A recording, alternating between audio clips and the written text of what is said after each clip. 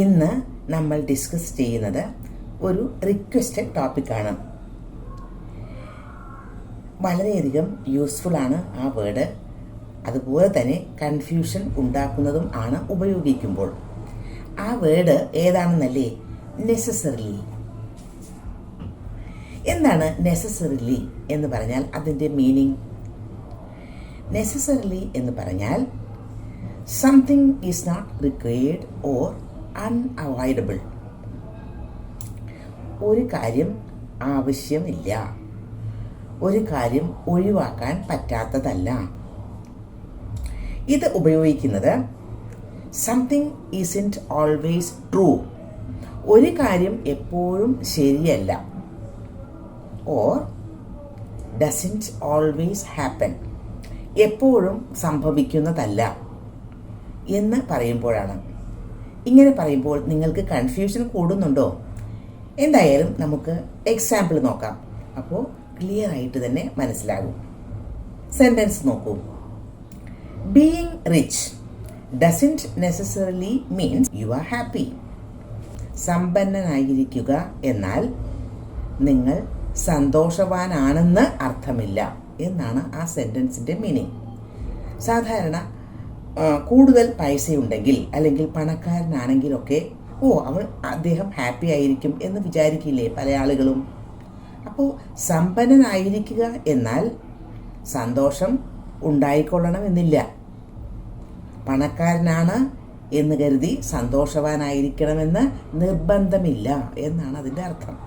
അപ്പോൾ നെസസറിലി എന്ന വാക്ക് ഉപയോഗിക്കുമ്പോൾ അങ്ങനെ ആകണമെന്നില്ല, അങ്ങനെ ആകണമെന്ന് നിർബന്ധമില്ല എന്ന മീനിങ് ആണ് കിട്ടുന്നത്.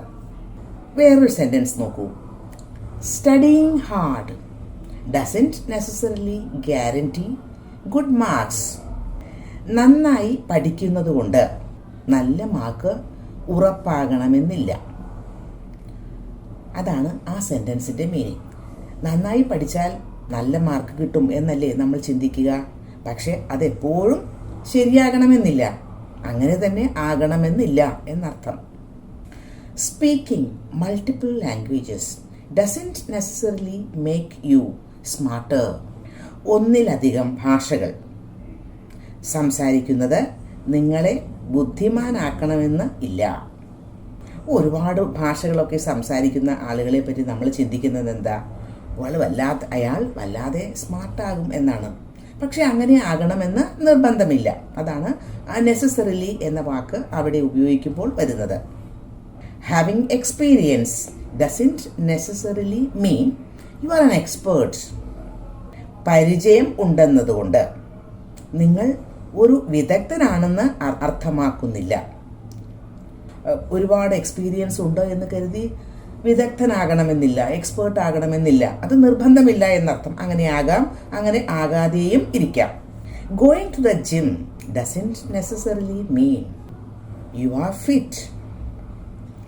ജിമ്മിൽ പോകുന്നു എന്നതുകൊണ്ട് നിങ്ങൾ ഫിറ്റാണ് എന്നർത്ഥമാക്കുന്നില്ല. പല ആളുകളും ജിമ്മിൽ പോകും. അപ്പോൾ നമ്മൾ സാധാരണ വിചാരിക്കുന്നത് അദ്ദേഹം നല്ല ഫിറ്റായിരിക്കും, ബോഡിയൊക്കെ വളരെ ഫിറ്റാണ് എന്നൊക്കെയല്ലേ. പക്ഷെ അങ്ങനെ ആകാം, പക്ഷേ അങ്ങനെ ആകാതെയും ഇരിക്കാം. അങ്ങനെ ആകണമെന്ന് നിർബന്ധം ഒന്നുമില്ല എന്നാണ്. അപ്പോൾ ആ നെസസറിലി എന്ന ഒരു വാക്ക് അവിടെ വരുമ്പോൾ വരുന്ന ഒരു വ്യത്യാസം മനസ്സിലായില്ലേ?